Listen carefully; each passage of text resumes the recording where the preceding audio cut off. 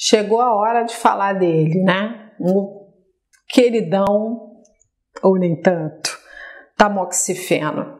O tamoxifeno é uma droga utilizada nos cânceres, para os cânceres de mama, hormônio positivos, que tem receptor de estrogênio positivo. Em média, 70% dos tipos de câncer de mama são hormônio positivos.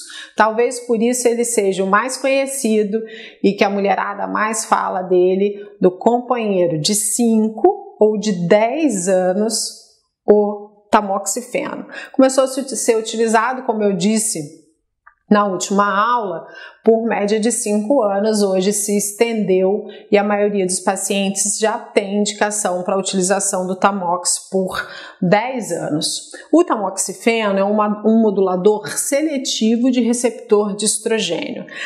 Na mama, ele bloqueia a entrada de estrogênio, essa ligação com estrogênio. Como eu falei na última aula, os receptores positivos para estrogênio são aqueles tipos de cânceres que, quando tem o estrogênio na região externa, ela pode se ligar ali àquele tecido de mama e alimentar aquele tumor. Ele é receptivo à presença de estrogênio. Se ele então é receptivo à presença de estrogênio, usa-se uma medicação para aniquilar essa possibilidade de união entre estrogênio e célula de mama. Por que ele é chamado seletivo? Ele é chamado seletivo porque na mama ele bloqueia essa ligação com estrogênio. Já no útero e nos ossos, não. Então ele poupa essa região, poupa a massa óssea, né, dependente aí da ação de estrogênio, mas na mama não, ele bloqueia, efetivamente bloqueia a ação do estrogênio, a ligação do estrogênio com a célula de mama. Sobre o tamoxifeno, tiveram umas meninas da Fundação Laço Rosa que me perguntaram também sobre efeito colateral, mas uma delas me questionou em relação à utilização do tamoxifeno, em qual melhor horário poderia ser usado o tamoxifeno. Então eu fui lá investigar com a querida farmacêutica que trabalha comigo e ela me pediu: Patrícia, fale o meu nome, estou falando o nome dela, Flávia, e aí fui lá ver interação droga-nutriente, melhor horário para se tomar o tamoxifeno, se a gente tem alguma relação aí, por exemplo, com a alimentação. Não, o tamoxifeno pode ser utilizado, ele é via oral. Em média, né, o que é comum de se utilizar são 20 mg diárias. Pode ser ingerido com alimento ou sem alimento, sendo que deve ser estabelecido um horário fixo para o uso do tamoxifeno. Mas é aí, se eu esquecer o tamoxifeno, o que eu faço? Quando chegar no próximo horário, eu tomo 2 cápsulas? Não. Você tem que avaliar se você esqueceu e lembrou. Olha o Chemobrain aí, a gente ainda vai falar disso, né? Aquela história daquele esquecimento muito comum em pacientes que fizeram quimioterapia. Tantas meninas no Instagram, blogueiras, fazem piada com isso, né? Porque é aquela peixinha da Dory total, começa a falar, esquece as coisas. É aquela ideia, né? O cérebro fica meio com uma nuvenzinha em cima e esquece, rola muito esquecimento. E aí bate, né, aquela onda básica do Chemobrain, você esqueceu de usar o seu tamoxifeno. Você dobra a dose na próxima vez? Não. Se você se lembrou, num período médio de 10 horas após você ter passado ali do horário, se ainda for dentro desse prazo de 10 horas, toma o seu tamoxifeno. Do contrário, se passou desse período, mantém esse Chemobrain aí, meu filho, segue e quando chegar ao próximo horário da dose, toma um comprimido só, não dobra a dose. Na hora de tomar o tamoxifeno, tem que tomar no mínimo com um copão de água. Todas as drogas, quando a gente ingere, né, o ideal é ingerir com uma quantidade maior de água, justamente para reduzir o efeito colateral, na verdade não o efeito colateral, a toxicidade que cada droga tem. E aí, no geral, toma lá, com um copinho de água, um copo de água. Se falar copinho, o povo vai economizar, né? Um copo de água.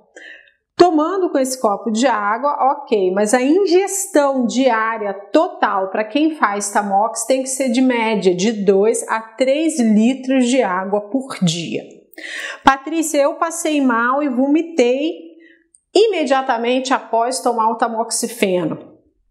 Eu preciso tomar outro? Não, não deve tomar outro. Espera, aguarda a próxima dosagem e aí você vai retomar o uso do tamoxifeno, mesmo que você tenha vomitado. Uma das coisas lá, que a Flávia me passou e eu achei extremamente interessante, que mulheres que usam fluoxetina têm uma redução plasmática da concentração de tamoxifeno, que pode interferir, inclusive, no tempo de utilização de tamoxifeno. A gente vai ver os efeitos colaterais do Tamox e a gente vai ver, no meio dos efeitos colaterais, aí a história de ganho de peso. Às vezes a fluoxetina é utilizada concomitante a outras drogas por alguns médicos quando querem tentar pelo menos auxiliar a perda de peso nos doentes. Ou paciente extremamente ansiosa, o outro médico vai lá e prescreve fluoxetina para ela. A fluoxetina, repito, diminui a concentração plasmática de tamoxifeno. Então isso tem que ser passado para o seu oncologista, porque isso pode interferir até no tempo que você vai ficar utilizando o tamoxifeno. Aí então chegamos aqui nos efeitos colaterais do tamoxifeno, que tantas pacientes fazem queixa, né? Como o tamoxifeno vai bloquear a ação do estrogênio, essa paciente, se não já estiver na menopausa, ela vai entrar na menopausa. E aí, se essa menopausa for uma menopausa forçada pelo uso do tamoxifeno, essa paciente é considerada em menopausa química. Então, todos os efeitos da menopausa, fogacho, que são os calores, né? Ressecamento vaginal, afinamento dos cabelos, queda capilar, diminuição do volume de cabelo, são um dos exemplos que podem acontecer e acompanham essa mulher durante o período de uso do tamoxifeno. E aí a gente tem, então, como eu falei, né, os fogachos, também fadiga, né, muito cansaço, ressecamento vaginal com redução da libido, podendo haver sangramento intravaginal durante a relação sexual, uma alteração do humor, o que a mulherada toda reclama, que é ganho de peso, pode ter diarreia ou constipação e alopécia, perda de cabelo, de volume de cabelo, mas não uma alopécia completa, como acontece com o uso de alguns quimioterápicos. A terapia nutricional tem que acompanhar essa paciente para minimizar esses efeitos do tamoxifeno. E aí a gente tem como empregar algumas terapias, algumas ações nutricionais para minimizar. Primeiramente, essa paciente tem, e o correto é que desde o diagnóstico essa paciente seja acompanhada por um nutricionista para que oriente o acompanhamento e essa paciente, por exemplo, não ganhe muito peso. Porque se essa paciente começar a ganhar peso demais durante o tratamento, ela acaba produzindo estrogênio também sob uma outra forma, sobre a forma de tecido de gordura. Os adipócitos do tecido gorduroso passam então a produzir estrogênio e aí essa mulher que estava usando tamoxifeno, fazendo uma ablação, zerando o estrogênio em contato com a mama, passando a produzir pelas células do tecido adiposo a gente continua então com estrogênio circulante. Então a terapia nutricional é interessante também por isso. Sobrepeso e obesidade em câncer de mama estão diretamente relacionados com menor sobrevida global, com maior complicações e pior prognóstico da doença. Controlando o peso dessa paciente, a gente tem como esticar o tempo de vida dessa paciente e ter um prognóstico muito melhor do que a associação de muitas drogas que são tão estudadas. E as pacientes têm que ter uma ideia dessa relação direta entre sobrepeso e obesidade e prognóstico do câncer de mama ou tempo de sobrevida livre de doença. Essas questões, por exemplo, como fogachos, ressecamento vaginal, redução de libido, quando eu for falar de terapia nutricional para hormonioterapia, eu vou tratar disso. Mas a gente pode pegar e fazer algumas manobras nutricionais para minimizar ou melhorar. A gente não vai ter como eliminar por completo todos os sintomas causados pelo tamoxifeno. Em relação à questão de ressecamento vaginal, redução de libido, o nutricionista tem que entender que ele não trabalha e não deve trabalhar ouvindo o paciente somente em relação à sua alimentação. A gente tem que olhar o paciente como um todo, de forma integral. Quando eu recebo uma mulher em uso de hormonioterapia e que a grande queixa dela é a perda de libido, a dificuldade que isso levou para dentro do relacionamento dela, a tristeza que ela está como mulher, isso pode impactar diretamente na escolha alimentar dessa mulher. Fazer e impulsionar ainda mais, por exemplo, o ganho de peso. Ansiosa, triste, não reconhecendo aquele corpo novo, porque nós somos impermanentes, né? Existe uma impermanência, no Lobo fala isso, e a gente tem que aceitar isso em relação ao nosso corpo, só que essa mudança corporal dessa mulher durante o tratamento, ela é muito grande e muito rápida, então ela demora a se reconhecer. Junto a isso, questões sexuais de difícil manobra para aquela paciente. O índice de abandono por parte dos companheiros para pacientes, né, depois do câncer de mama gira em torno de 70%. A gente ainda tem uma questão, será que elas são efetivamente totalmente abandonadas ou a gente tem aquelas que se empoderam após o câncer de mama e resolvem que não querem ficar mais naquele relacionamento onde elas não eram felizes? É um pouco complexo essa situação, mas a gente tem que entender e não quer dizer, sendo só nutricionista, que eu vou trabalhar só com alimentação. Na minha frente tem um indivíduo, uma mulher, uma família ou um casal que merece essa atenção. Então, manobras também devem ser pensadas. As práticas integrativas e complementares de saúde, elas podem justamente serem indicadas para a gente melhorar questões como fogachos, edema, né, que aí causa o ganho de peso, e aí a gente tem acupuntura, yoga, meditação. Com a acupuntura a gente tem uma resposta bem interessante. Não dentro das práticas integrativas e complementares, mas em práticas associadas ginecológicas, por exemplo, essas pacientes podem fazer laser vaginal e isso estimular a produção de lubrificação nessas mulheres e isso melhorar também o relacionamento sexual.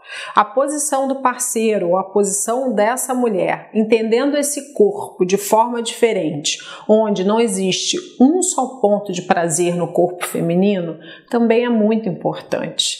Repito, essa mulher tem que ser vista como um todo.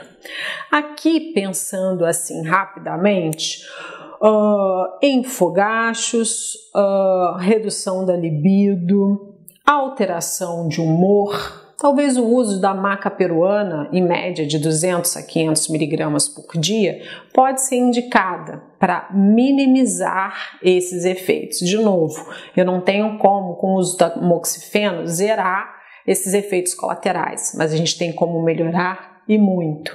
Aí, já de propósito, deixei ele por último, o ganho de peso. Será que o tamoxifeno que faz engordar? Ou será que é todo o contexto que empurra essa mulher para o ganho de peso, principalmente sob forma de gordura?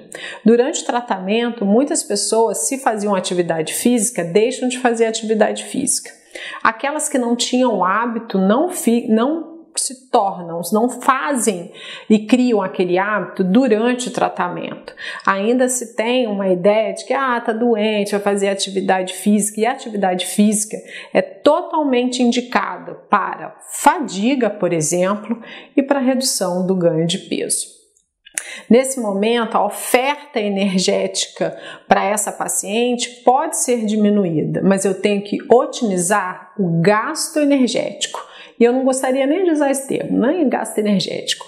A competição de energia por as células corporais. Aqui eu já estou tratando de uma mulher que foi literalmente tratada.